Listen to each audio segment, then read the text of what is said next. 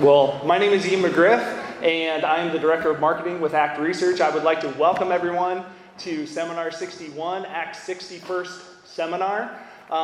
Last seminar in March was my first, and I know this might be some of your first as well. By show of hands, whose first seminar is this? Excellent. Well, we'd like to welcome you. Has anybody been here? More audience participation, which is what everybody wants early in the morning. How many of you have been here to more than one seminar? How about 5 or more? 10? All 60? How about more than 15? That's awesome. How about more than 20? We've got quite a few who have been here for a whole lot of seminars. So we want to thank you again for returning. We want to thank you for joining us this morning. And we're really excited for our program over the next couple of days. First, I would like to make sure that we go over a few housekeeping items to get started. We've got some charging stations over here by the window on my left, your right. We also will ask that you silence your cell phones or put them on vibrate. We also would like to make sure that you're aware that the restrooms are over here on my right, your left. We ask that you keep your name tags on. Everybody loves a good name tag, but it does help to know who everyone is and network and make sure that everyone is understanding who everyone is. We do have media in attendance, so please be aware of that. Our speakers are going to be asking you to respect confidentiality requests, and we will have some interviews going on at the back, so please keep that in mind.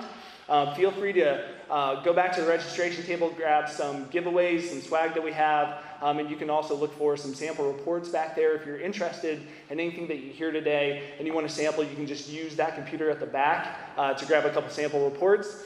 And we just hope you grab a seat and make yourselves comfortable for the rest of the day. We want to thank our sponsors, Cummins, Hino, and Marquis. Marquis is responsible for this beautiful screen. Cummins is sponsoring our Cummins ACT Seminar Shuttle that you'll be shuffling back and forth to the lodge and back from, as well as if you are on the Amazon tour. And then Hino is an event sponsor. So we'd like to thank our sponsors, so please give them a round of applause. We'd also like to thank all of our speakers, the companies that they represent, for their expertise and their time for the event here. We really appreciate, without our guest speakers, this event wouldn't be possible, and they bring a lot of great knowledge and information to the table, so we want to thank them as well. So just a few additional housekeeping items. Tonight we have our dinner at the lodge. Last March, as I mentioned, was my first seminar, so therefore it was my first dinner at the lodge, and it is absolutely phenomenal. Steaks, salmon, shrimp, vegetarian options as well, beer, wine, great conversation. It is really a fantastic event, so I highly recommend that you attend and take the time to be there. If you need rides, again, we have the Cummins ACT Seminar Shuttle, which will be departing from both the Hotel Indigo at the Holiday Inn, and then we'll be departing towards the end of the evening. But also, if you need help with rides, you can ask one of our ACT staff to help you out with that as well. Cummins will have their EOS truck at the dinner this evening, so this will be on display. So this is a great opportunity to see the future right in front of you with this truck on display. So that's another great reason to be in attendance for the dinner. A few quick announcements on some projects that we are working on. We have an autonomous project that will be coming out at the end of this year, sometime in Q4. We don't have a definite date. If you are interested in this, if you need to know this right away, please get in touch with me or shoot me an email. My address is right there. And let me know so we can put you on the first to know list when this is wrapping up. If you know Funmi, she is leading the charge on this project. She'd be a great resource to ask additional questions of this project. We also have a update of our commercial vehicle electrification study, which will be coming out next year.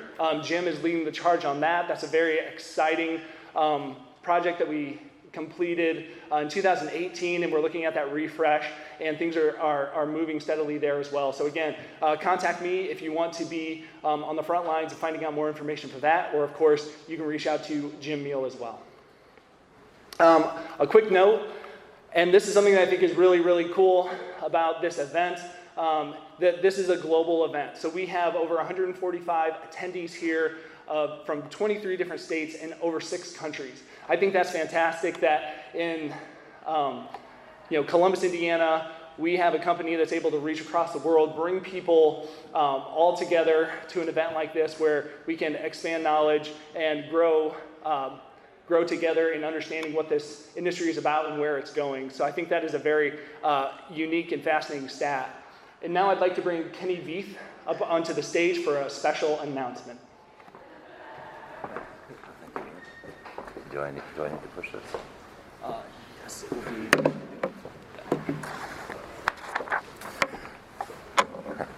He and I are different sizes, so good morning, everyone. I just want to make a quick announcement, and I think this is probably embargoed because the Blue Chip Economic Indicators and Arizona State University will make this announcement in about a month. But it's my great pleasure to announce that our own Sam Kahan has won the Lawrence R. Klein Award for Blue Chip Forecasting Accuracy for 2018. This is an award that's it's prestigious. It's very well known and the longest standing award in the economics profession.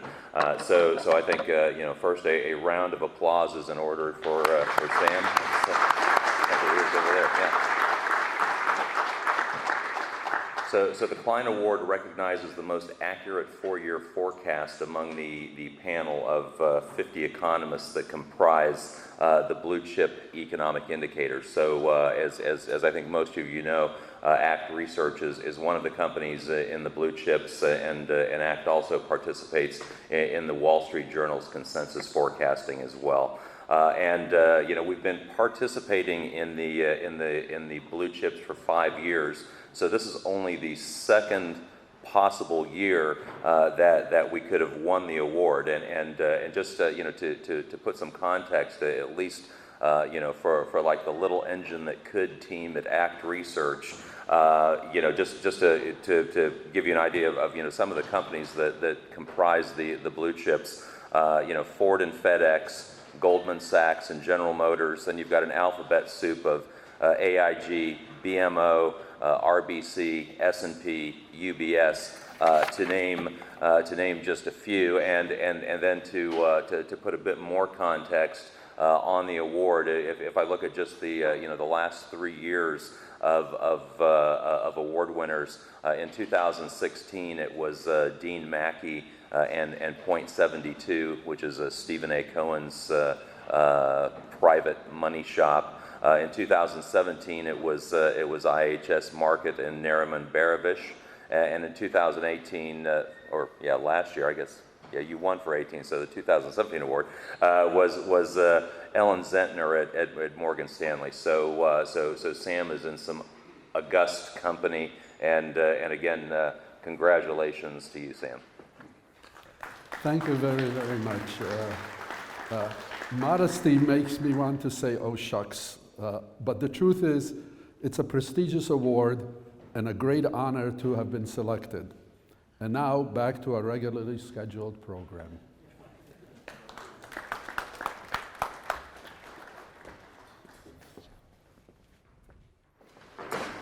All right, so we're going to get the day started with our program. So I'm going to bring up Jim Meil, who will be the moderator for our econ panel.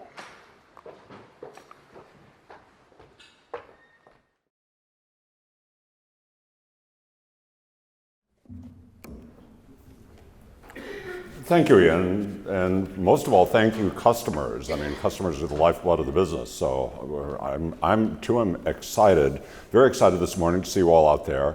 Very excited because any time that you get 3 economists together, I mean, that is cause for fiery excitement, and I am sure that you will share that excitement with me as we bring on our panel this morning. First and foremost, we're going to kick off our program today with Mark Vitner. Mark is the Managing Director and Senior Economist at Wells Fargo. He too is a participant in the Blue Chip Forecast process. I've known Mark for 15, 20 years, maybe more than that. And in addition to his trademark suspenders, he writes a great analytical piece every month. I get lots of analysis to read, and I make it a point to read Mark's stuff first and foremost amongst that cascade of stuff that appears in my email. So I'll welcome Mark on stage. Mark, take a seat, and pretty soon you'll be on the podium. Number 2, Sam Kahan. Sam now needs no introduction. You all know about his achievement. And number 3, and I think I've known Sam for 20 years also. Our third economist is Jim Meil. I've known Jim for 60 years.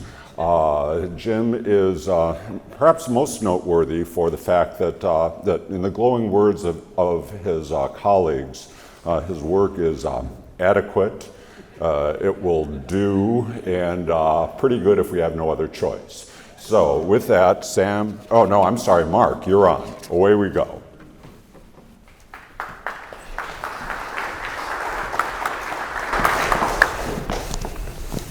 Good morning. It's always great to start the day with economics. I mean, I was never brave enough to take my econ classes first up in the morning. Usually I have to wait till about 10 or 11. But I thought I'd start right off with the big question of the day, which is, does the inverted yield curve mean we're going to have a recession? And I don't think we're going to have one this year in 2019 because I think we're probably too far along and the economy has pretty good momentum. We don't have one forecast for 2020, but that's the history of an inverted yield curve is pretty compelling. And I think that when you read the Wall Street Journal, which is a pretty good paper to talk about things like this, even they simplify it a little too much. I mean, there is a real level of concern because of the inverted yield curve. It signals some sort of trouble in the economy. And in a sense, it's crowdsourcing information from people that actually do have real money on the line, that are paying attention to the economy pretty much 24/7. And they are so concerned that they are buying treasury bonds at very, very low interest rates and locking them in. So their view of the near-term and long-term economic outlook has, for some reason, become much, much more concerned. And there have been exceptions. There have been more times that the yield curve is inverted than we've had recessions, but there haven't been that many. There really haven't been that many. And the good news is that it would be that the lead time is on average, about 18 months. So that would put a recession either at the tail end of 2020 or in 2021. As a forecaster, that creates a little bit of a problem. I mean, right now, our forecast only goes through 2020, so it's no problem. But in about 3 weeks, we're going to start forecasting 2021. And we would not put a forecast. I mean, if we thought a recession would begin in the second quarter of 2021, we'd have to have some justification for it. And when you do a bottoms-up analysis of the economy, instead of a top-down, which is kind of what the yield curve inversion is talking about, the economy looks pretty good. I mean, we've had pretty strong momentum. And when you look at the most cyclical parts of the economy, and the most cyclical parts of the economy are consumer spending on durable goods, which is primarily cars, and like trucks and SUVs and home building, commercial construction, and business fixed investment in capital equipment. When you look at those 4 areas, they account for 20% of our economy, and none of them have boomed. Car sales have rarely, or motor vehicle sales, light vehicle sales, that's probably the proper term, have rarely been above replacement demand, which is running somewhere around 16 million units a year, 16 and a half. Latest number is 16.8. So we haven't overconsumed light vehicles. Residential construction has been running basically in line with household growth or behind it. We have a shortage of housing across the country. Home prices have been rising, rents have been rising. We certainly have a shortage of affordable housing, but we haven't overbuilt housing. When you look at commercial construction, we've only built about 1/6 as much product in this cycle. We haven't built much office space. We haven't built practically any retail space. And we have built a little bit of warehouse space, but we are not overbuilt. We don't have rising vacancy rates, and rents are still rising well in excess of inflation. So we don't seem to have the imbalances that would give us a deep recession. Most of the problems, most of the risks that are overhanging the economy are coming from overseas. And those overseas risks are harder to quantify. Our economy is much more domestically based. And the most dangerous words in economic forecasting is it's different this time. And in reality, it's always different. And the economy seems to be somewhat less cyclical today than it's been in the past. It doesn't mean that we're not going to have a business cycle, but it could be that it will take longer for a recession to develop, given the same set of circumstances that we had in prior cycles. In terms of the very near-term forecast, this year we're looking for 2.3% growth. In 2020, we're looking for 2.3% growth. There's some very good news in the fact that job growth has been very strong. Consumer confidence is relatively high. The economy seems to be growing on a very broad basis. The tax code is still stimulative. It's not restrictive in any way, but you hear a lot about how the benefits of the tax cuts to consumers have worn out. There is some truth to that, but there is a lot of investment that's taking place on the small business side. And a lot of that investment is going into IT, the same among large businesses. And government spending is increasing at a much more rapid pace because we've basically taken the governors off of federal spending. And we don't have the spending caps in place. They won't be in place throughout the election in 2020. So federal government spending is going to increase fairly significantly. In terms of monetary policy, our forecast only has one rate cut in it, which is in September. That looks a little too conservative today. When we were discussing this in our last forecast meeting, the thinking was, well, there's a good chance the Fed's going to have to cut rates more than just one more time. We've got Brexit, which is likely to take place on October 31st. It's likely to take place right at the deadline, and it's likely to be a hard Brexit. I don't think that there's going to be any accommodation. If there's going to be an accommodation made, it's not going to be because the British asked for it. It'll probably be because the Europeans will say, hey, wait a minute, you guys aren't actually going to go through with this thing cold turkey, are you? And they may decide to postpone it, but I don't think the UK is. I think it will definitely happen on or before October 31st, but probably on October 31st. At that point, the Fed meets on October 30th, which is just about the time that Brexit takes place, given they're 8 hours ahead of us. So I don't know whether the Fed would like to muddy the waters by cutting rates at that point or not, but they might. They don't meet again until December. So I do think that they're likely to cut rates more than the once that we have in our forecast. In terms of trade policy, this is probably the greatest source of uncertainty. The Trump administration has taken a different tack from prior administrations in just about everything, but certainly in regard to trade. Previously, the idea in trade was that you would try to build a consensus among nations, among a large block of nations, to put pressure on whatever offending body or nation there was, and that's what the Trans-Pacific Partnership was trying to do. But in order to do that, the United States, which is the largest economy in the world, has typically had to give away a lot of stuff. And the Trump administration didn't want to play that game and didn't feel like that it was in the best interest. And both him and Clinton had said they would pull out of the Trans-Pacific Partnership. But Trump has really gone for more of a confrontational stance. And at the end of the day, Trump is not asking the Chinese to do all that much. He's basically asking the Chinese to do what they promised to do when the United States went to bat for them to be admitted to the WTO in 1999. And so basically to have market access, to stop the technology transfers, the heavily state-subsidized industries, and intellectual property protections. I mean, all these are pretty basic stuff, and nothing is really reaching for the moon here, but I don't know that we're likely to get a deal anytime soon. In the Hong Kong protest, Ray's some real risk here. I mean, China's reportedly amassing troops to possibly come quell the rebellion. What happens if they do that? I mean, I would think that there would probably be sanctions put in place on doing business with China. I mean, that would be, that's what's happened when we've had when we've had violent put downs of peaceful protest around other parts of the world. So, I think that there's certainly some downside risk on the international arena, and that's basically what the biggest area of uncertainty.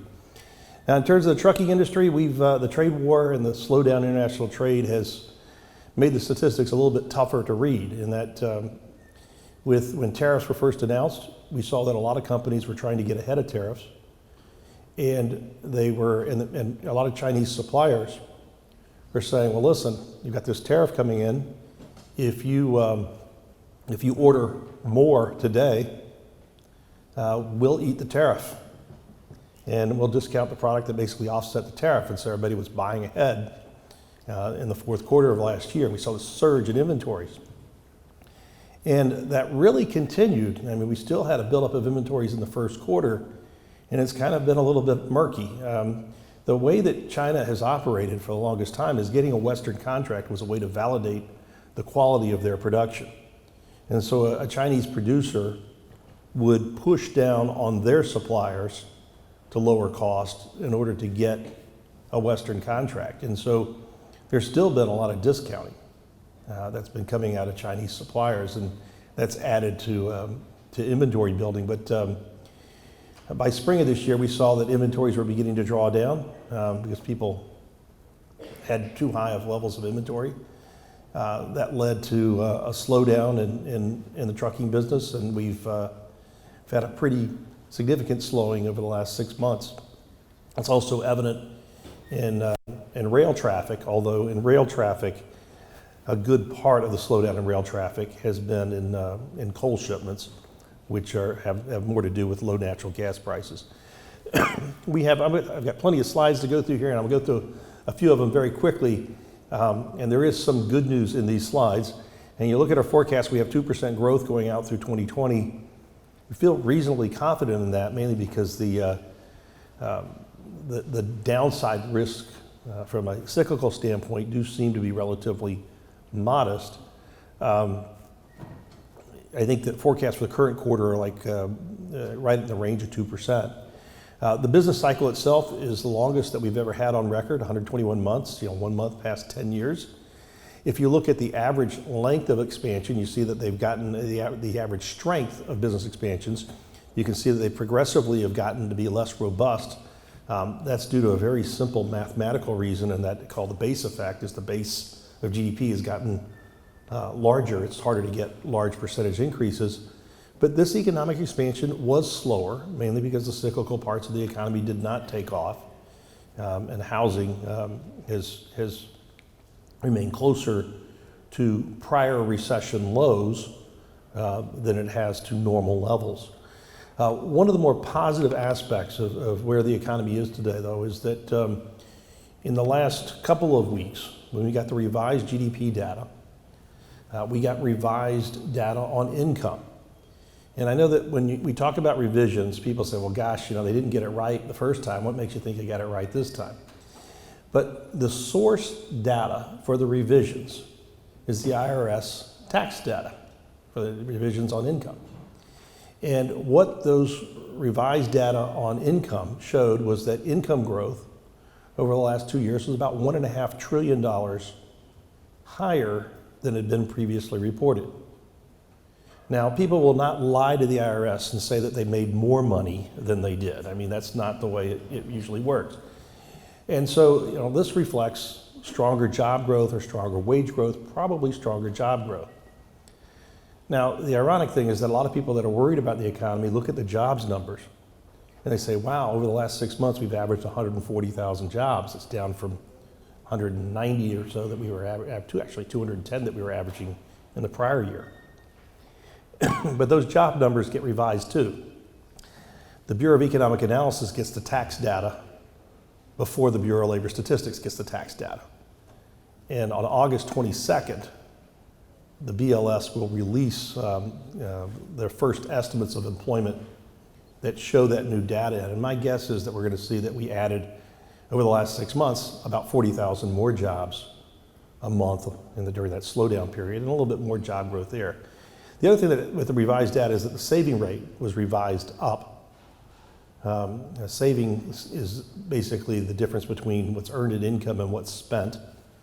The saving rate was revised up to over 8%. So, that's not typically what you would see. You wouldn't see a pickup in income growth, a higher saving rate. You wouldn't see that right at the onset of a recession. So we feel pretty good about the economy's near-term prospects, even in light of all the uncertainty. In terms of job openings, we're still very close to a record level of job openings in manufacturing. There's about 370,000 job openings. The unemployment rate is 3.7%, and that's close to the low for the cycle. And it's very low to what we saw in the late 1990s. The economy's changed a lot from prior cycles. By show of hands, how many of you are on LinkedIn? All right. I think LinkedIn is a huge game changer in the employment market, because prior to LinkedIn and prior to all the online job search boards, if you were going to look for a job, you would probably do it very quietly and very secretly, and you might update your resume first. You might send it out to a few select people. In today's world, jobs are looking for you before you are looking for jobs. That means that the frictional unemployment rate is likely lower than it was in prior cycles. I think that's a real game changer. There's no doubt that the labor market is tight, but I don't think the 3.7% unemployment rate is comparable to what we saw in prior cycles. In terms of inflation, if the Fed would like inflation to be 2%, it's running 1.5% or 1.6%. It's rarely been above 2%, at least when you exclude food and energy prices, at all since the last recession. There too, technological changes probably have something to do with that. The cost of price discovery has dropped to zero. Basically, what we do with Amazon, we can do with just about any good or any service.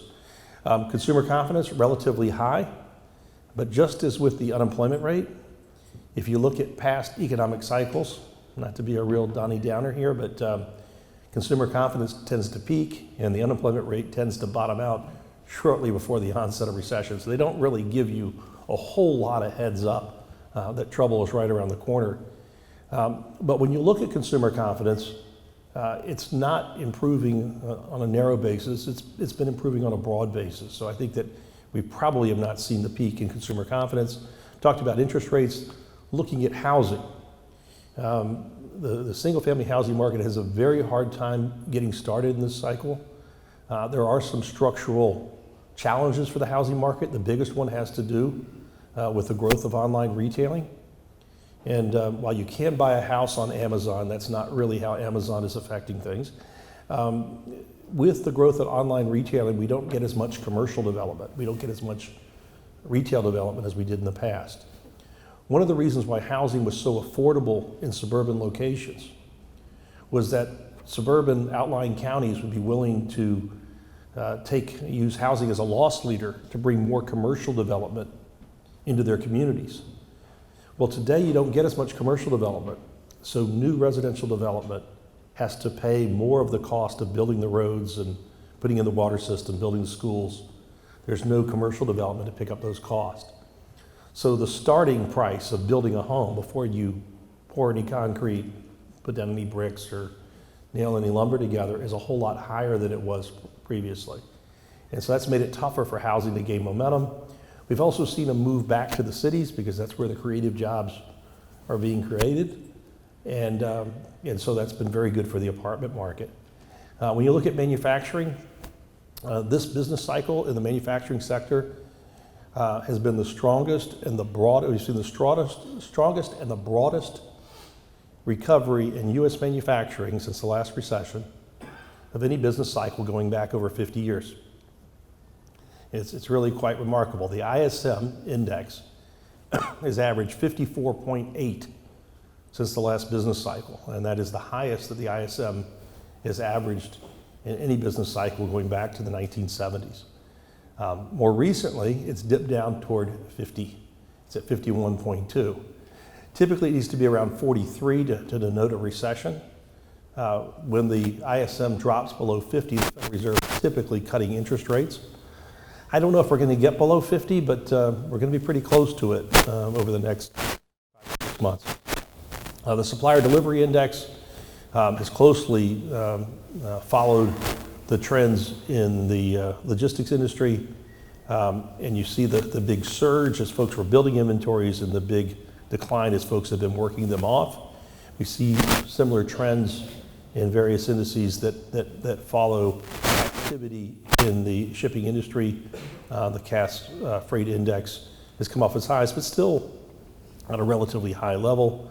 I'm going to have to quickly get through some of these. Looking at less than truckload tonnage, you can see the sharp pullback that we've seen on a year-to-year basis. I think one of the other issues that may be at play here is that the home improvement industry has had a very difficult last year. The first 6 months of this year were the wettest that we've seen in the Midwest and the East, in large parts of the South, ever since weather statistics have been collected. And so sales at home improvement stores have been down, and that's been one of the factors that's added to the drawdown in inventories that we've seen. A couple of data points on trucking employment and average hourly earnings, roughly holding where they've been over the last year.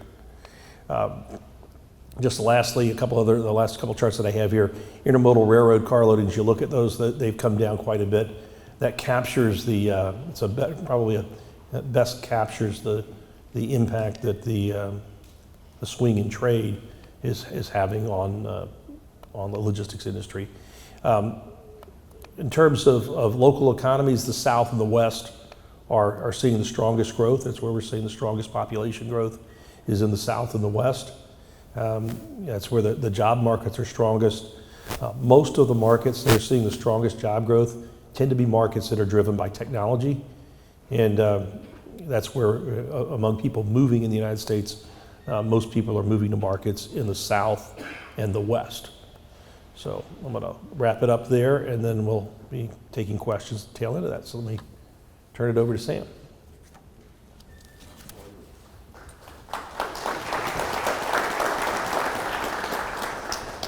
Good job. Thanks.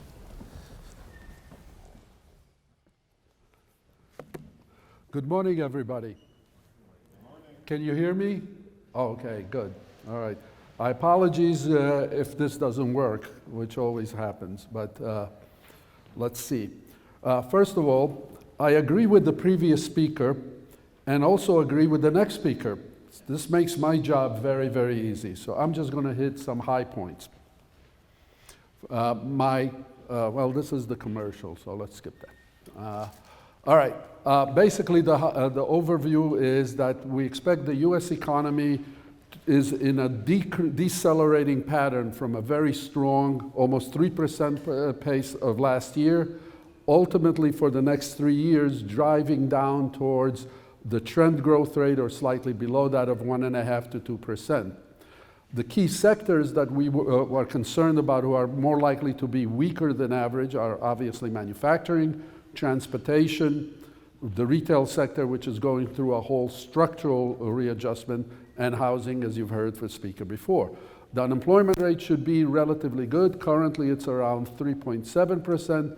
Over this 3-year period, we'll see it drifting up, but still stay at a relatively low, below 4% pace. With regard to inflation, the big news is that the measured inflation that we have has been persistently below the 2% target that the Fed liked. Some of the reasons for that are the lack of a lot of wage pressures given what's going on in the labor market, that energy volatility, one day it's up near $60, you go to sleep and the next morning you find it's at $50. And it's a tug of war between the supply and demand factors and expectations of the same. And of course, commodity prices provide the volatility. The implication of the lower than the 2% inflation rate raises the problem of deflation.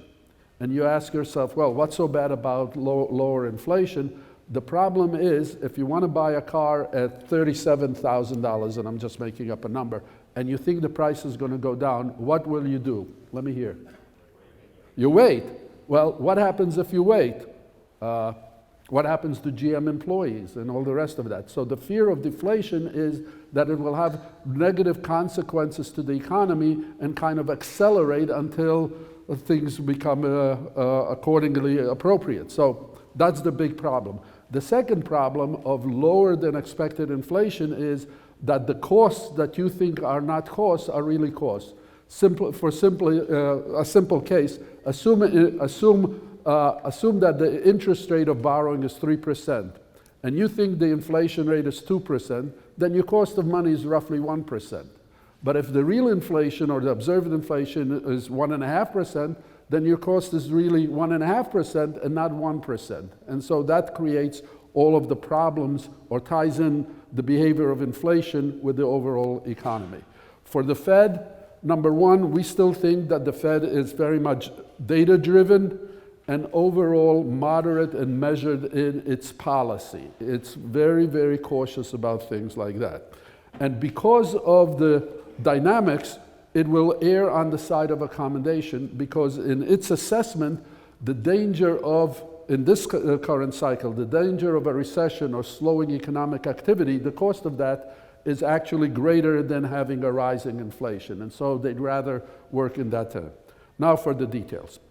All right, here's a picture of the GDP. I think you're all familiar with it.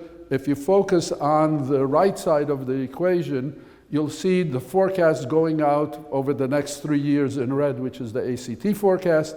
And the top brown line and the bottom green line are taken from the latest blue chip survey.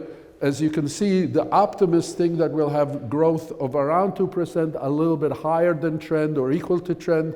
On the other hand, the pessimists think we're going to go down to below 1%, and by 2021, and towards the end of 20, we'll have a recovery, but still a relatively sluggish one. And we happen to be roughly in the middle of all of those things. The bottom line for all of those things is we don't see any real recession in any of the forecasts so far. So that'll be that. On the right, I'll give you the actual numbers per year and some comment about where the weaknesses in the economy are and where the strengths are. And I think Mark did a wonderful job coming along of all of those things. A couple of things to remember in terms of the economy, that we really have a somewhat split economy, and I'm using the ISM surveys for manufacturing and what they call non-manufacturing or the other sectors of the economy. The red line is the manufacturing, the dashed line is the rest of it. And if you focus on manufacturing, you'll see that it's been coming down quite a lot, and the rest of the economy is also slowing down, but at a much more moderate pace. All of them are above the 50% line. Below 50, it's roughly a negative economy. Above that, we have that decelerating picture that we have. And I think it's important that manufacturing, which is what many of us focus on, is a lot weaker than the overall economy. And for the whole economy, it's the combination of those two that you have to focus on. I don't know about you guys, but I don't sleep at night because I worry about our economy. So rather than give you a lot of numbers, I just listed what could go wrong on the left side and what might go right on the right side. And I assume everybody can read these things. I think the point is, if you take a look at it, the list on the left side is really longer and more serious than the right side, and that's what's making everybody nervous in the overall situation and how we take a look at these things. Just one point that kind of seems to have been lost in the last couple of years is the last one on the right side, and that is productivity. We've seen a dramatic decline in productivity over the last 2 decades in overall, but one of the problems is every time you read or every time one of us does something, it seems that the productivity is better, yet the statistics don't tell you what to do. So, as Mark pointed out before in the revisions, we always have a problem. Do we believe what we think is going on, or do we take the data and just hope that the data eventually corrects itself? We're going to list, because of this list, there's a lot of concern about how vulnerable the economy is. And many of these things are potential problems. But in my analysis of the business cycle, you have problems, but if they are anticipated or if people are aware of it, businesses usually take countervening actions, and sometimes when we're lucky, even policymakers take appropriate movements. The problem becomes when you get a shock, something that's dramatic, traumatic, and very often unaccepted. And August, I think, has given us one of those potential shocks, i.e., that our president has decided to go for the last round of tariffs on Chinese production. And not only that, but unlike the previous ones, which were mostly focused on intermediate goods and more focused on manufacturing side, which means that it has consequences, but there are all kinds of ways to come around. This round is going to hit the consumer in the pocketbook rather quickly if it does. And the question is that going to be the shock that kind of works along with us? Now, most of the data that we've seen until August are kind of soft, but they're not really weak. It's the data that we're going to start getting looking forward that are going to tell us how much of a shock this is or whether it is a shock at all. And for the fun of it, I think there are 3 areas to take a look at that will tell us how serious this is and whether this is the shock that gets us into a recession. And the 3 are sentiment, business investment or fixed business investment, as we said before, and generally an uncertain world, which a lot of the things that we've seen out of policy for the last year really have raised uncertainty, even if nothing really more serious happened. So let's take a look at them. On this chart, the left side, we have what I would call the consumer side of sentiment, and on the right is the small business. Let's take a look at the good news for a minute. Small business, this morning we got a report of the small business, and I didn't put the footnote, but it's the survey of the small business sentiment, and it came out with a reading of roughly 105, so it was very high. But as I said before, the key element is what's going to happen coming forward, because there was a lot of things that could argue for positive news there. And as this previous speaker pointed out, consumer sentiment has been relatively good. We had a shock back towards the end of last year when the economy worked and all the rest of that, and then we worked our way back up to some extent as we came to now. And the question is how far down it'll be. Now, one of the things I want to point out, let me see. Okay, can you guys see this little green arrow? Okay, the point I think that's very important is this is right before November 16. Anybody know what the significance of November 16 is? It was election. And we know who won and who lost and all the rest of that. Look what happened to sentiment from there. And one of the things is, if we get some decline in here, I think I can still live with it. If we start going below this, that to me is a serious signal that things are getting bad. And you can see we've had a couple of times, but we've basically bounced up over there. So this would be one of the numbers I would look at as a shocker. The other problem in all of this stuff is, what are businesses planning to do and things of that sort? And one of the questions is, how come manufacturing has been the more visible and the more vulnerable in what's been going on here? And there are a couple of points on this. Number one, manufacturing has a greater impact than services because manufacturing is more international scope, higher value, higher prices, and so you'd expect that to have the larger impact in all of these things. Number two, manufacturing is relatively more capital intensive and so therefore tied in very much more within the environment that we have. But at the same time, remember that the direct effects of tariffs are basically on the supply chain, on input costs, and the final product costs. And the question is how much of that spills over to the rest of the economy. But this is why it comes about. There have been a couple of reviews that have pointed out, and surveying, I should say, not reviews, that about 20% of the planned spending, because of the impact of the tariffs, or potential impact, is back under review. So that 80% of it seems to imply that spending is continuing to go about. And one of the implications of that, or one of the other points in this, is that as people pulled back on the planning, half of them said, you know what, this is not a time to spend, let's either cancel it or postpone it into 2020 or 2021. And this data was for 2018 as well as 2017. If we take a look at the overall effect on the economy, and this is a blow-up of the survey of the participants and blowing it up, the tariffs and all of these planning on investment basically tend to decline the US economies on the investment side by about 1%, but 4 times as much from the manufacturing side. And as the point above we said is that manufacturing is a relatively more capital intensive business, that just follows from that side of the equation. That's number 2 in terms of the fixed investment. And finally, the third one, the Bank of Atlanta does a survey of businesses across the nation in total, and basically tries to evaluate what is business activity like. That would be the green line, and also in general, what is the overall sense of uncertainty. And 100 represents the average of the survey. The survey has been around for a relatively brief time, from, I believe, 2015 to 2018. So it's really only a small part of the whole business cycle, so we have to be kind of careful about it.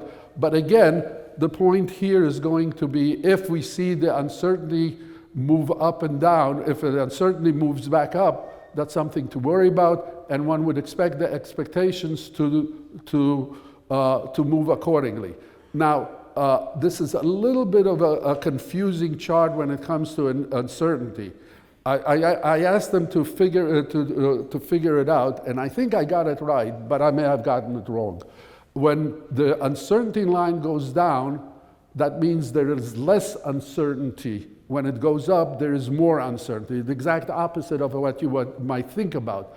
But if you can see, here's the end of 2018 when we had the declines and everybody thought the world was going to collapse, the yield curve. You know the drill already without me. But then we kind of worked our way back up. And again, this would be when the president, I guess, found out that we do business with Mexico, and he said, hey, maybe we ought to put a tariff on Mexico also. And I think we all experienced all of that.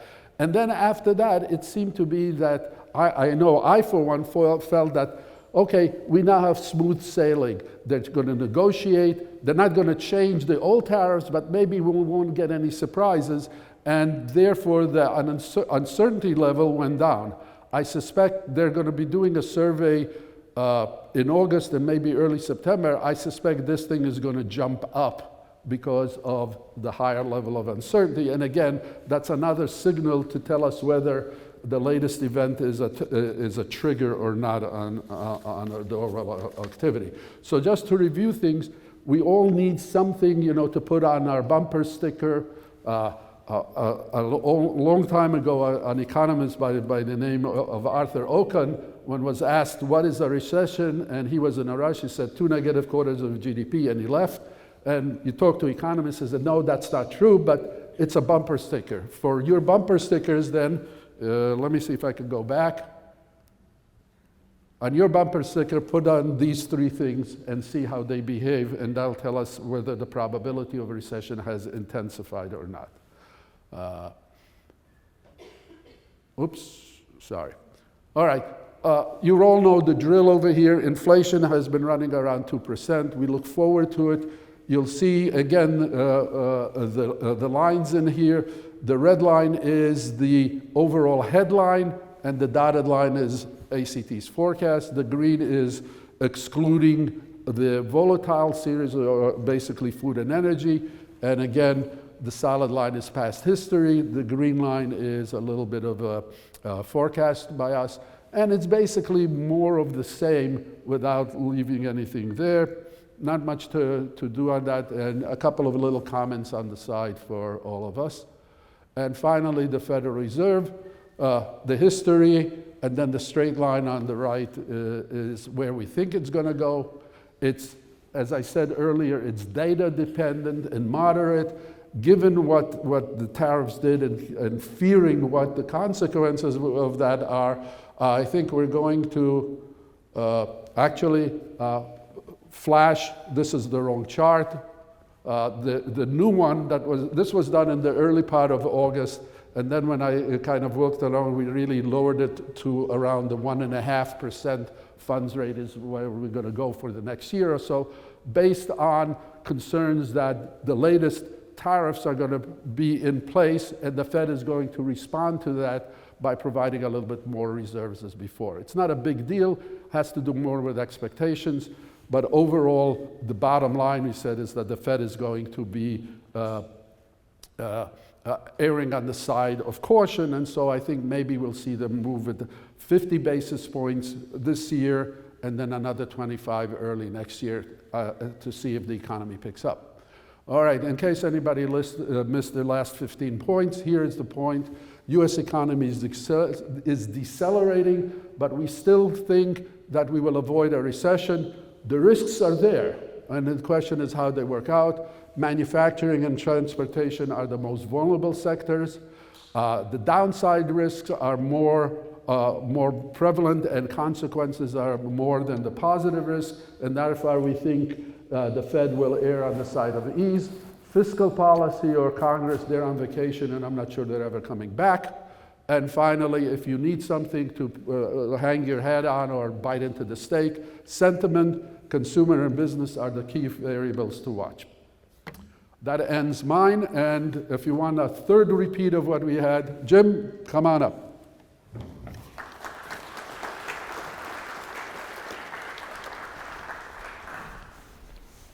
Thank you.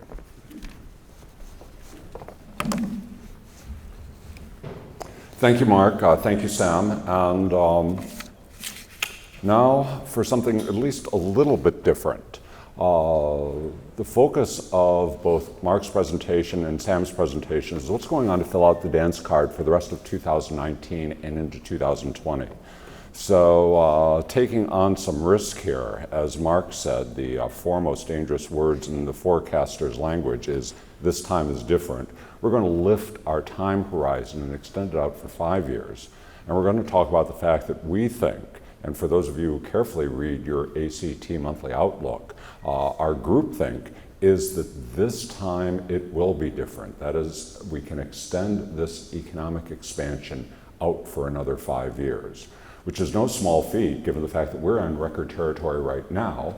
This expansion has lasted for 10 years.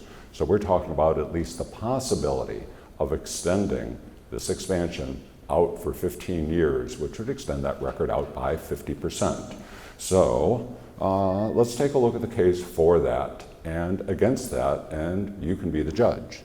But a moment for a commercial before we get into that. Ian, our Master of Ceremonies, asked for a brief introduction. I hope to keep this brief, and a self-introduction. So let me start it off with the fact that I've been doing this since 1795, which would carbon date me more or less to the time of the French Revolution. That actually was a typo in the preparation for this. It's long enough. It feels like back to 1795, but in fact it's been more like about 45 years.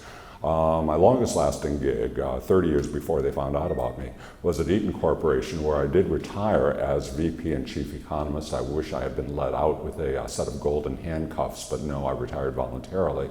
So you know, it was that was good. That was a good time, but it's even better time right now at ACT Research, where I get to play utility infielder and I do a little bit of everything. And Ian also asked for, you know, give a trademark statement about, you know, what you've been able to do. And I'd say it's survival of the fittest in the Darwinian worlds of consulting and big companies. staying out of trouble and managing to do enough value added to stay around for another year. So with that said, yes, we're forecasting this expansion to continue for another 5 years. So what are the reasons for that? And then, just to make the argument fun, let's argue against that and count up all the reasons that it might not last for another 5 years. And then, by the time the dust settles on this, you can be the judge. Okay, Mark actually showed a graphic on this. This is the same data in tabular form, but basically what we're talking about right now is an expansion that more or less has stretched to 122 months. The real punchline on this table is that it has lasted for a long time. And just to reinforce the point that Mark made, it's been a weak expansion relative to the benchmarks of past experiences. This benchmarks the current experience, 2.3% average GDP growth, and a very anemic 1.3% compound annual growth in the manufacturing sector. So in fact, the manufacturing output has lagged the overall economic growth by 1 percentage point. So this has not been a muscular experience.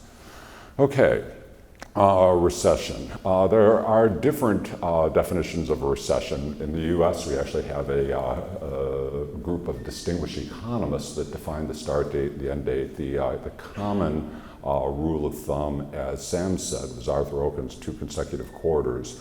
I like to use the variant on Potter Stewart, the Supreme Court judge, who said, I can't define pornography, but I know it when I see it. I might not be able to define a recession, but I think you and we all know it when we see it. But let's talk about the mechanics of exactly what goes on, what that cascade of events that creates a recession is. So here's one outline of the mechanics. Starts off with the central bank hiking rates, the Fed funds rates being hiked in a series of episodes. So we check the box because we're going through that right now, and earlier experiences are cited right there: 1988, 1994, 1999, 2004, and 2000, the current one, 2015. That creates this phenomena that's been widely reported in the financial press over the last few months, which is a flat yield curve. That is, the duration of borrowing on the part of the US Treasury is uniform, whether it's 3 months, 2 years, 10 years, 30 years. Basically, you have uniform rates no matter what the term of borrowing is. Then here's a real critical stage, which is, in a way, the yield curve is a crude proxy for bank profit margins, for lender margins, because lenders like to borrow short and lend long. So if you start flattening that yield curve, that puts a squeeze on lender margins, and they start becoming more selective with regard to their credit portfolio, the borrowers to whom they extend money. And if you can't borrow money, all of a sudden a number of nasty things happen. In the transportation world, we start to see equipment capital budgets start to narrow.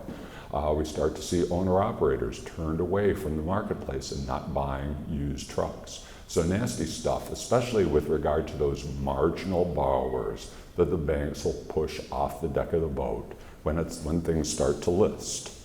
Then, as Sam mentioned, sometimes you get a shock.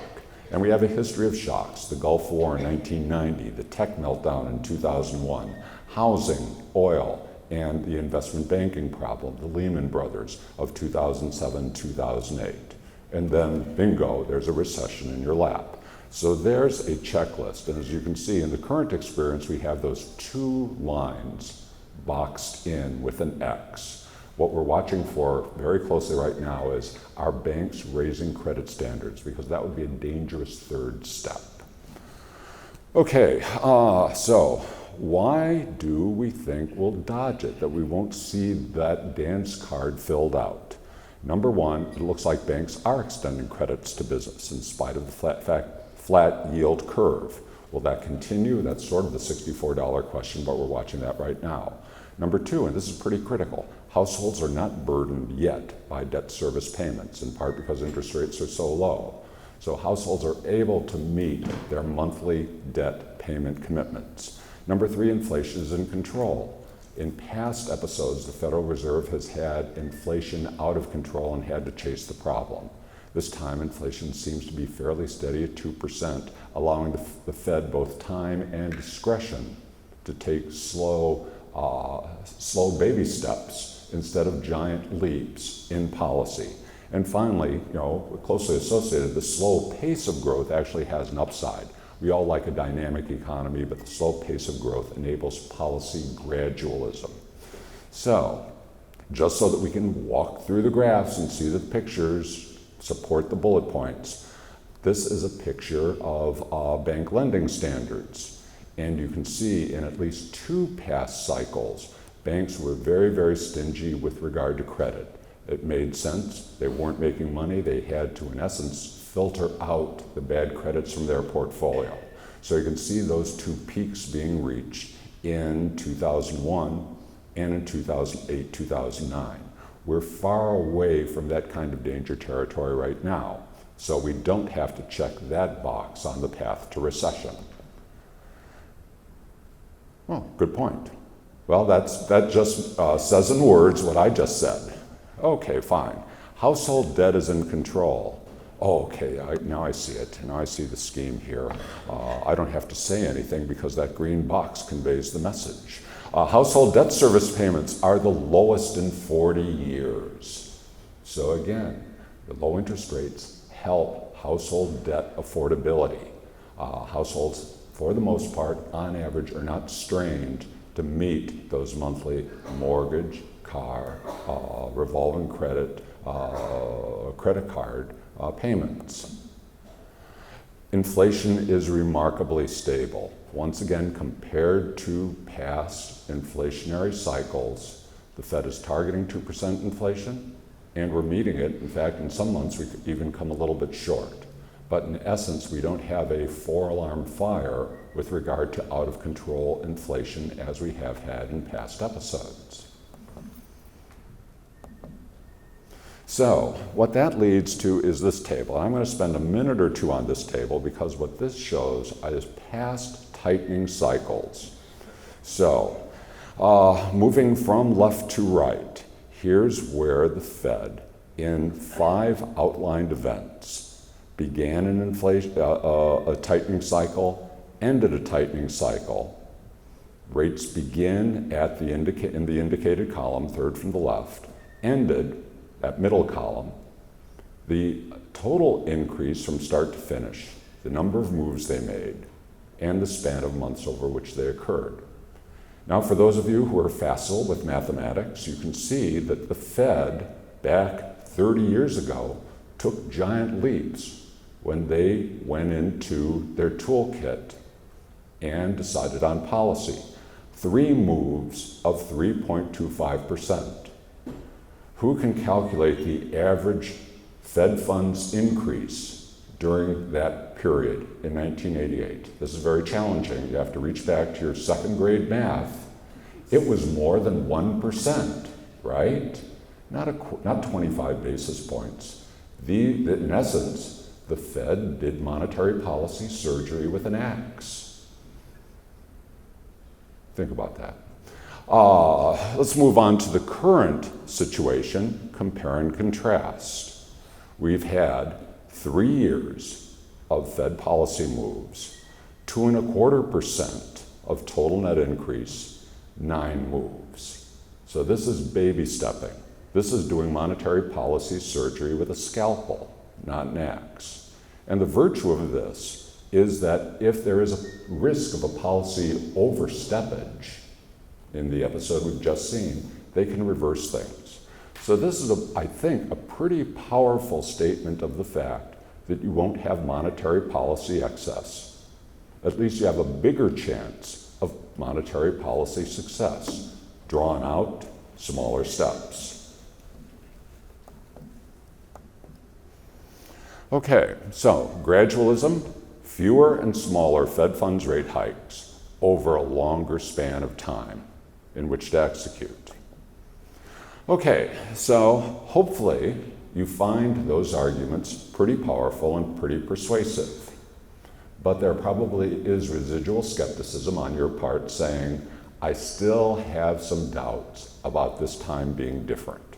So let's make the counter-argument, the devil's advocate case, and say, what are the factors against ongoing expansion, against seeing this thing go on in its own merry and happy way for another 5 years? I'd make 4 bullet points here. Number 1, we're defying the yield curve. The yield curve has been a very reliable and accurate recession forecaster. And once again, the arrogance and the presumption of this time is different flies in the face of the yield curve analytics and yield curve wisdom. Number 2, we have a global loss of momentum. We're talking about the fact that not only is there some signs of manufacturing weakness in North America, but it really is a global phenomenon, a worldwide phenomenon. Take a look at some of the numbers coming out of China, Japan, and Europe. Number 3, global risks are on the rise. Again, that's hardly rocket science. And perhaps that most basic and most common sense of observations, which is nothing good lasts forever, does it? Okay, so there's the yield curve. Now, again, people have different flavors, chocolate, vanilla, spumoni. My personal favorite is comparing the 10-year Treasury against the 90-day T-bill rate. Sam and I have wrestling contests. They're rather ugly to watch. But we have wrestling contests in our shop with regard to should it be the 10-year against the 2-year Treasury. So the debate goes on, but let's roll with the punches here. 3 episodes of Fed tightening, flat yield curves, and these 3 episodes ultimately led to a recession. Astute observers will actually take a look at a near miss in 1995, which was an episode of Federal Reserve tightening, 94-95, and we had something known as a soft landing. The economy slowed down, and we did not have a recession. For those of you with long memories who've been in the trucking business, we actually had negative net orders for Class 8 for 3 months in late 1995. So that's sort of testimony to the fact that the economy did get quite soft, but we did not have an NBER declared recession. Okay, so, and if you take a look at those past experiences, what stands out is the fact that, as Mark was saying before, a flat yield curve gives us about a 1 to 2 year, I would say 6 to 8 quarter head start on trying to gauge when a recession is coming. So there's your takeaway here. Global loss of momentum. This colorful chart shows purchasing managers' numbers collected and reported on the first day of the month by an organization called Market. I don't want you to go into any of those single lines, but I do want you to take note of the fact that the colors change over the course of these last 12 months. If we look on the left, we see the numbers that are high, in the high 50s, low 60s around the world, in North America, in Europe, and if we actually extended this back to the early part of 2018, the numbers would be a heavy green around the world, indicating above trend growth in the manufacturing sector. Things were prospering in North America and around the world, but the colors change. You can see the sweep from left to right as we move into the fall of 2018 and early 2019. The greens turn to neutral, white, and then all of a sudden you start getting below trend indicators in certain countries, like Germany, are in recession type territory. So it's a heat chart. It's a color map that says, if you draw in the colors right now, we've gone from on trend or above trend prosperity to basically a global doldrum situation. Risks are on the rise. There are a number of different risk premium measures. This is one that comes from a set of professors at Stanford and the University of Chicago and other distinguished institutions. And in essence, it shows that risks are on the rise. Again, you can do it with formal metrics, or you can do it with sort of a gut feel about what the implications are in terms of the current situation in Hong Kong, Persian Gulf, Brexit. You can rattle them off. The world is always a nervous place, but as we close out the summer of 2019, it seems to be as nervous with good cause as ever. And at least this metric seems to reflect that phenomenon. So that's the story. We think there are enough things on the positive side of the ledger to say this thing will go on, and we can start writing our scorecard for another 60 months. Banks are extending credit. Households are not credit debt service constrained, inflation is in control, and the Fed has the luxury of making policy with a fairly high degree of discretion and not have to chase the inflation problem with extreme moves. But the yield curve is forecasting a recession, the global economy is losing momentum, risks are rising, and if you get that, let's say, problematical trigger event with a vulnerable US and global economy, that spells trouble. We have precedents for that in the past. And again, just think Persian Gulf, think tech meltdown, think housing, oil, and financial sector problems, all as triggers for the last 3 recessions. And again, I love a party, but all good things must come to an end. Now, one other thing to close up and start the real fun here, which is Q&A. What does it mean for me if I'm in trucking and transportation? Stability is a good thing. PEs are rewarded to businesses and environments that generate stability. PE multiples are taken away in a risky, volatile environment. This is a picture of Class 8 retail sales over the course of the last 4 decades. You can see from the second column, the statistical column, this has actually been a growth business. But the third column shows the standard deviation of retail sales across those decades. Obviously, the 1980s had a recession, the 1990s had a recession, and the 2000s had the mother of all recessions. When we have a decade without a recession, the standard deviation of retail sales goes down. Now, that's sort of a simple statement, ABC. But what it does mean is that if we have stability, the value of franchises in this environment go up. Sort of a basic proposition, but that's what it means for us. So with that, I thank you, and now it's time, like I say, for the fun part. If our associates who have the microphones can start circulating, and if you can raise your hands, being prepared to identify your name and your company affiliation, we can start the round of Stump the Chumps. Okay? So, if you have a question for any of our distinguished panelists or me, please raise your hand and we can get Q&A rolling. Thank you.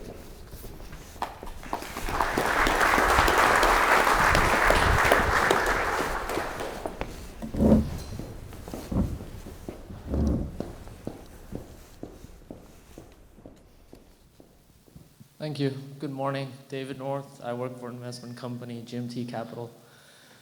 How much room do you think the Fed needs in order to get the economy out of a recession if we get into a recession? Because I've read historically the Fed needs about 350 basis points in order to have the ammunition to save the economy. And we're already below that level. And now we're reducing rates. So what are your thoughts on the gap that the Fed needs in order to be able to lower rates if they need to, and also the chances of the Fed going into negative interest territory?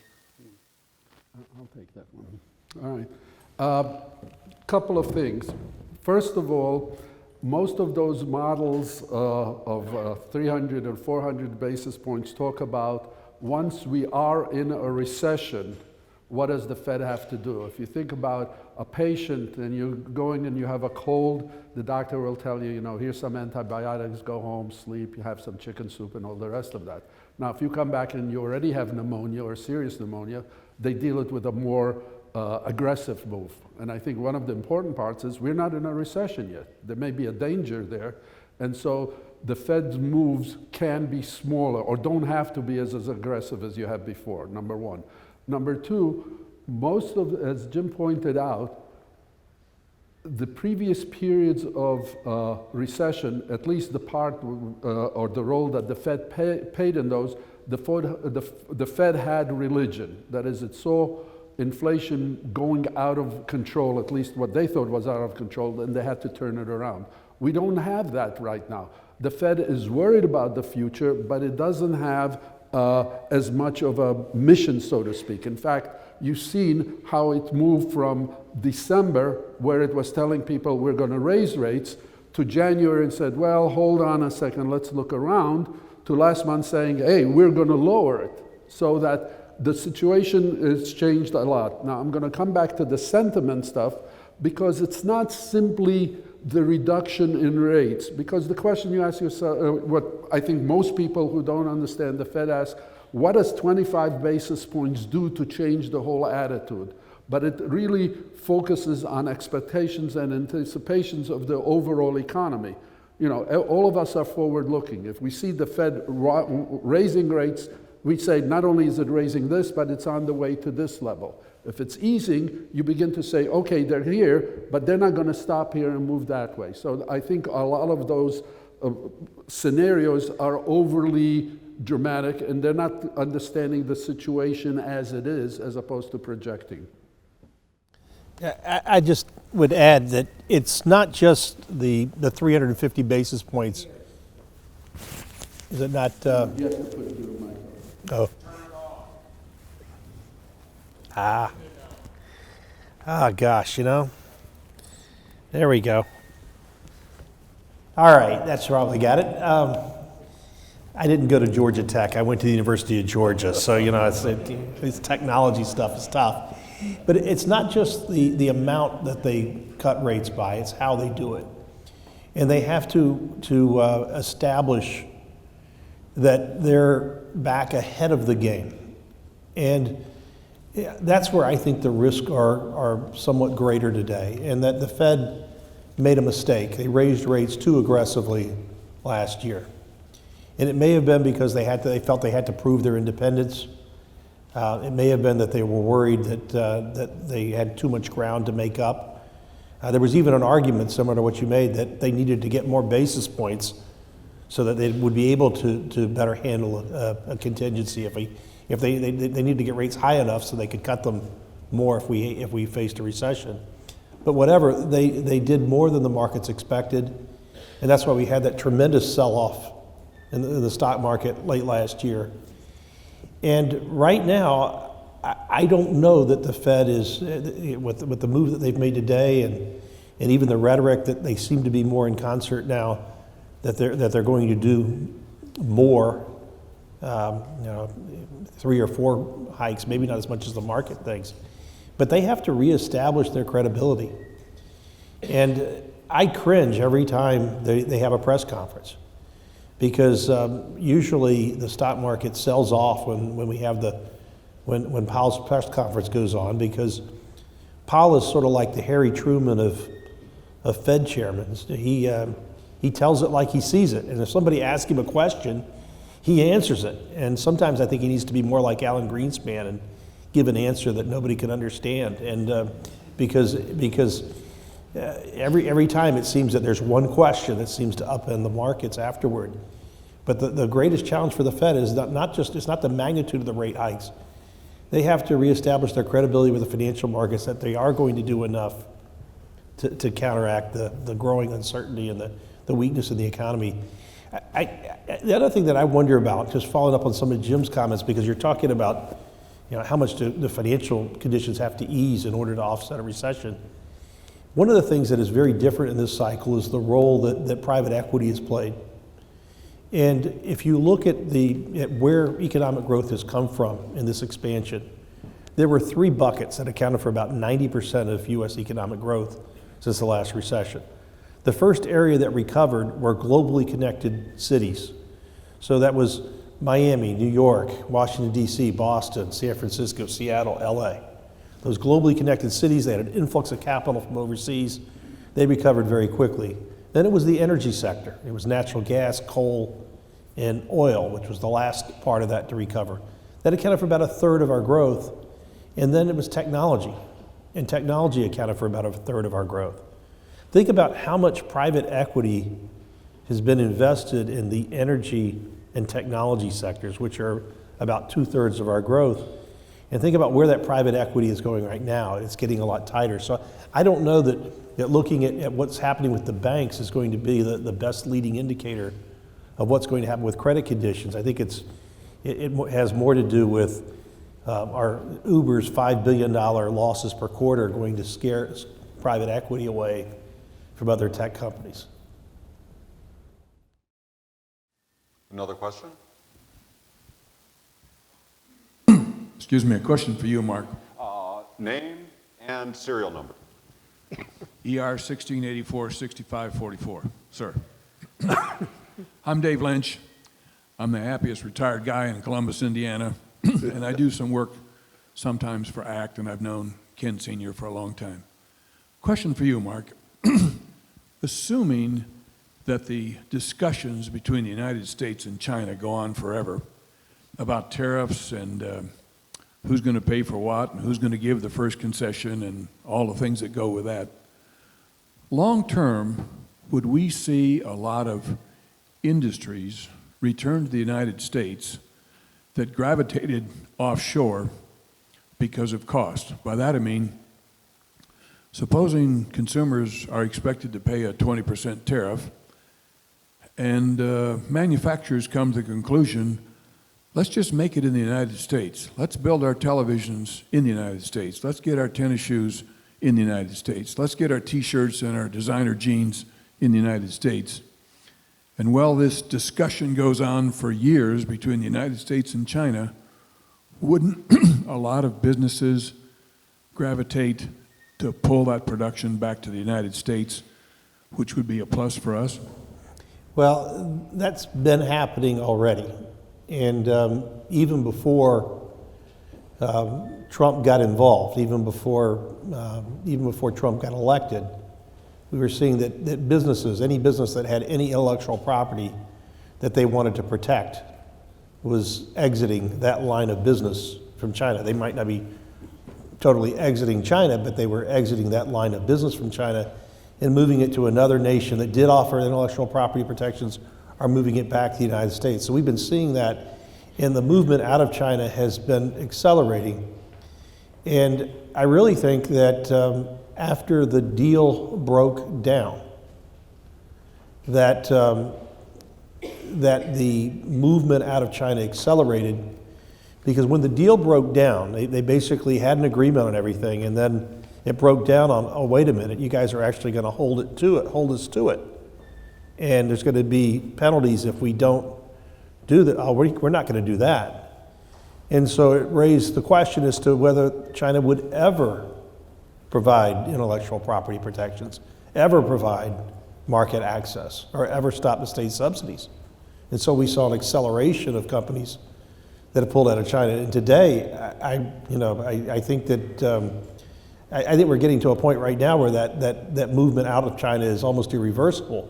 But if it is a labor-intensive operation that doesn't involve protecting really sensitive intellectual property, well, you'll go to a low-wage country.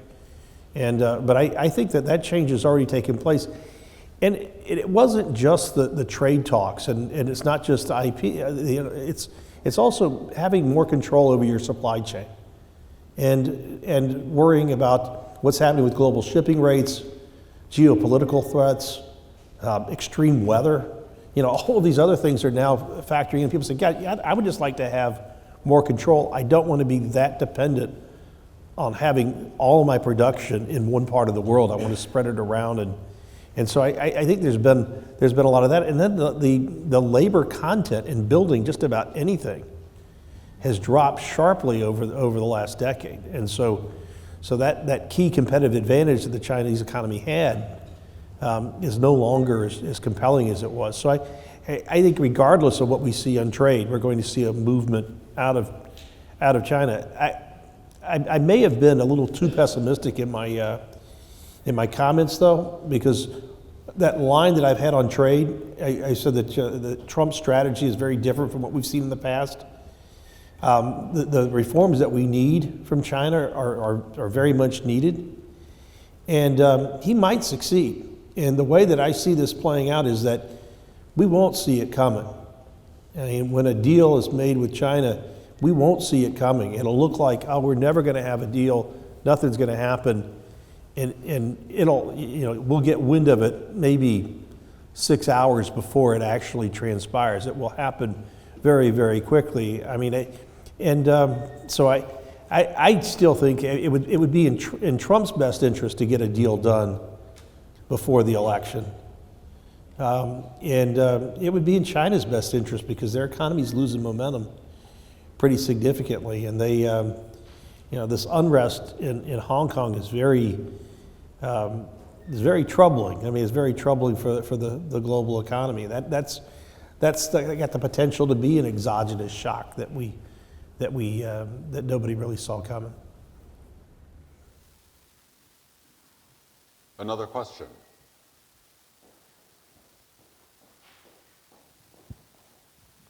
Good morning, Ann Dignan, JP Morgan. I think I did raise my hand for being here maybe 20 times or such with Jim. Just means we're getting old.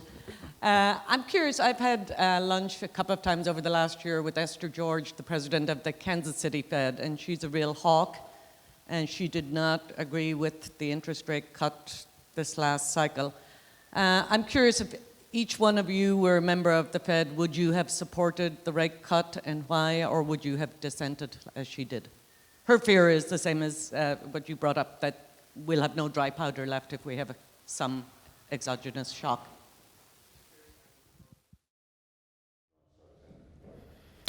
Yeah, you always pick on me. I'll start first. Yes, I would have voted to lower the rates because, first of all, the concern of the Fed at this point is not what happened, but what might happen. And as I said before, right now, the question is, what is the risk of what we would call a type 2 error? Or to put it differently, what if we are wrong and rates are too tight? What are the consequences of that? And because of the sensitivity of the economy and so forth and so on at this level, we want to maintain some kind of forward momentum. And by lowering rates, the Fed is saying, look, the executive world is the executive world. The legislative is on vacation. We, the Fed, are the only game in town. And I want you to know that we're watching things and we're your friend. And this is what they did. And that's why I would work that way. I would have definitely voted to cut rates. And when the Fed raised rates in December, I wrote a report, where we think the Fed is wrong. I mean, within an hour of them making that decision. So I thought that was a very unwise decision. But if I was Esther George, I would have dissented because Esther George is a renowned hawk, and I think it's important that the Fed's messaging is that they're not taking their eye off the ball. They're not taking their eye off of inflation. And so I wasn't surprised by her dissent, even though the inflation numbers have been below 2%. If you look at some of the more quantitative measures of inflation, the trim mean, we're closer to 2%. So I can understand her dissent. Eric Rosengren's dissent was a little more surprising, and that he's probably more aware of the slowing. I think he's a little worried about some of the financial excesses in commercial real estate. It's not so much that we built too much stuff, but the values on commercial properties have gone up significantly because interest rates have been so low. But right now, I think that both would be, given what's happened since the meeting, I think that both would be in favor of cutting interest rates. And I know that Esther George has made some comments that suggest that conditions have changed, so that we may not see a dissent at the next meeting. I think Mark's point is excellent. To have the Fed as more of a debating body, or not always getting brainwashed by a powerful figure like an Alan Greenspan, is a healthy institutional development. And I think your question is, what would I do had I been sitting in the seat without the rep and without the franchise that Mark mentions? I would have voted to ease, based upon the weakness that I see in the manufacturing sector, the weakness in the global picture, and as in essence, a baby step. This is not a 50 basis point move, it's not a 75 basis point move, it's sort of preemptive step in the right direction if we're really in trouble.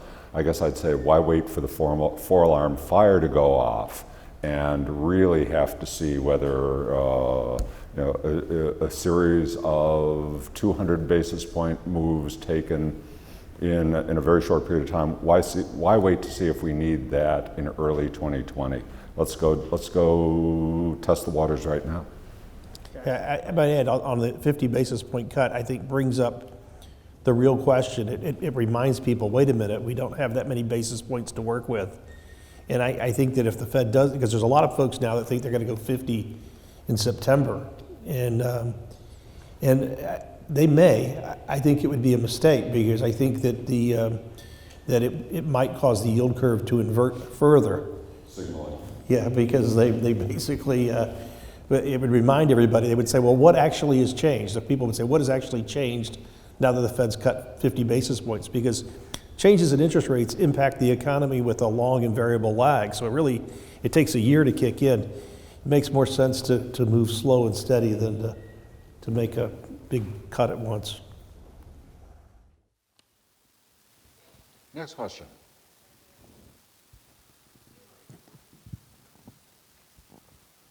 Good morning.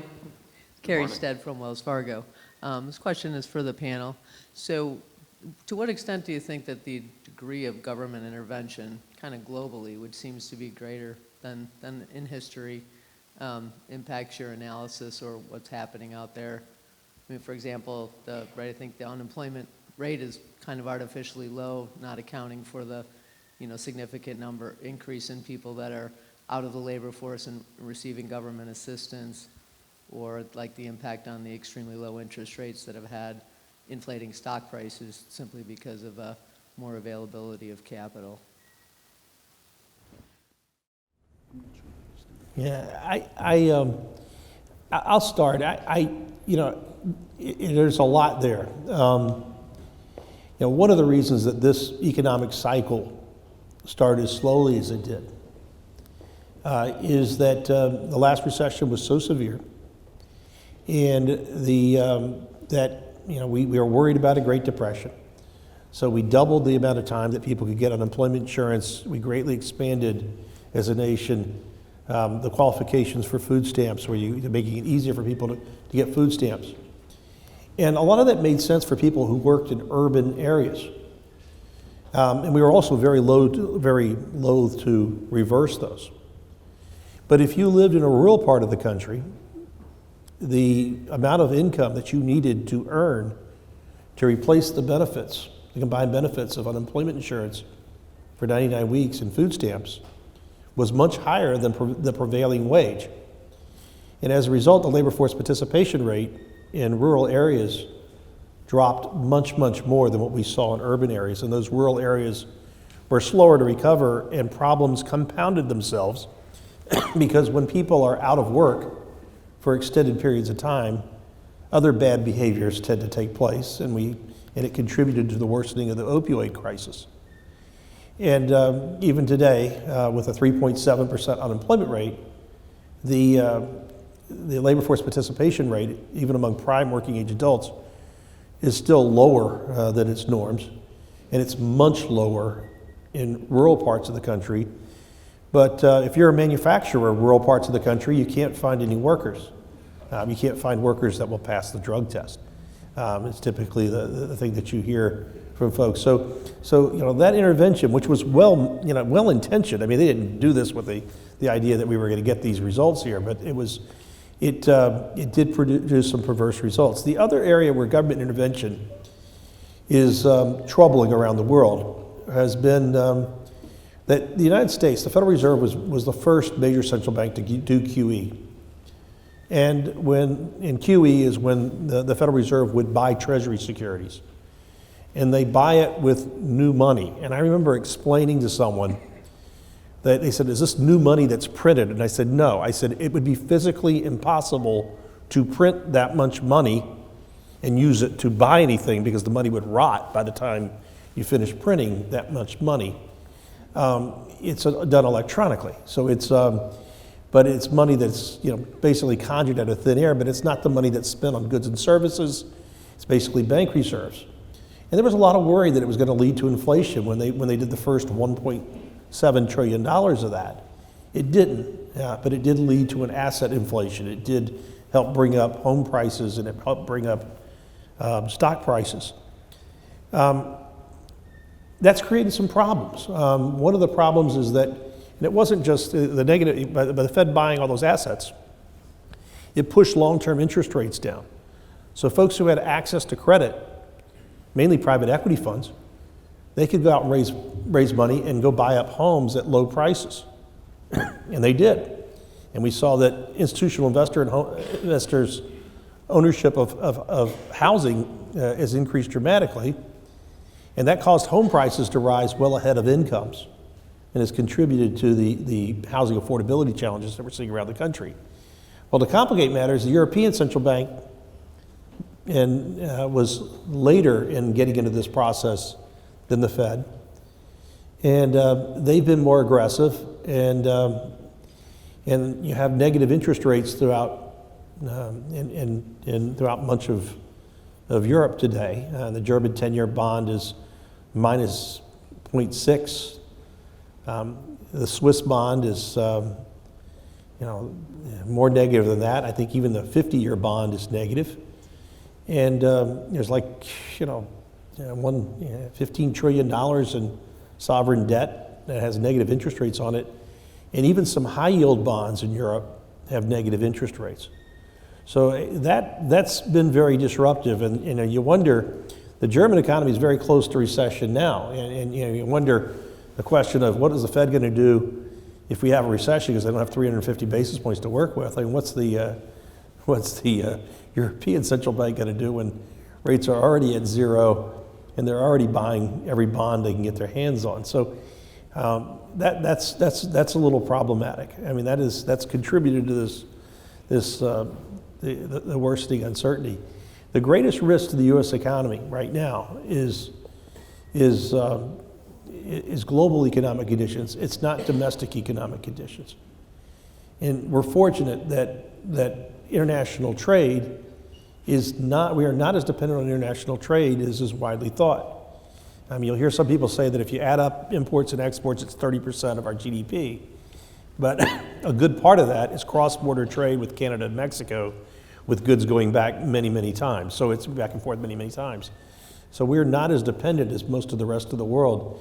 But if the world were to if Europe were to have a deep recession, it would certainly impact our economy.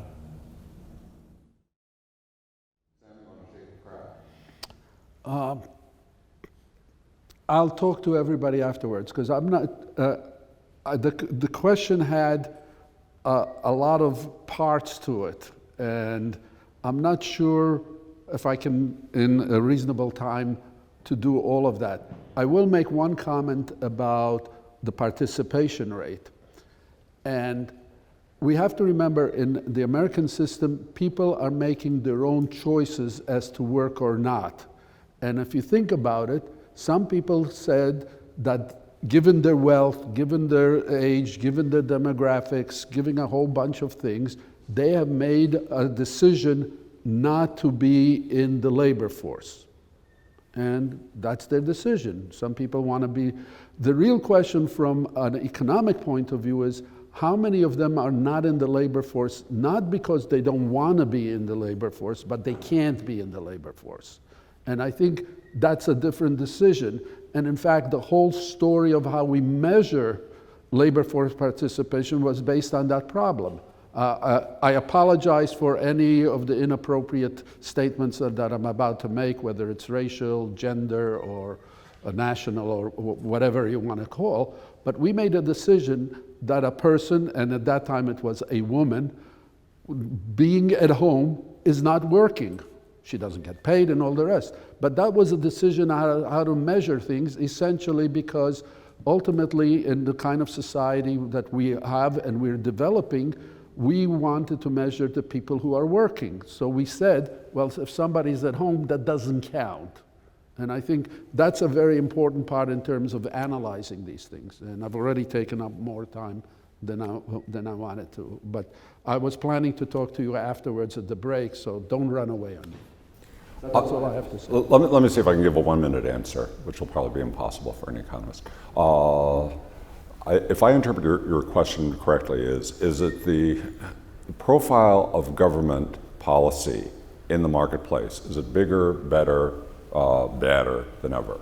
And calling upon experience, I remember back to the 1970s, and I say, over that decade, we abandoned the fixed exchange rate Bretton Woods post-war system in the early 1970s. President Nixon instituted wage and price controls. So a Republican put policy fingerprints on the ability to have discretion for a business to set wage and price controls. Obviously, we had not only the first of the oil crises, we had energy policy that can be blamed for 1973, 1974 queues of 100 cars in order to fill up your gas tank. We had Jimmy Carter telling you what temperature to set your office at.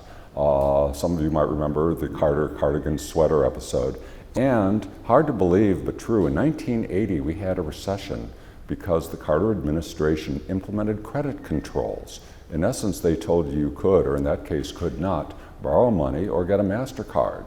Now, that's pretty profound influence and a profile of the government, oftentimes misstepping on the economy. So I'd have to say, geez, this is a pretty benign environment, even with crazy trade policy.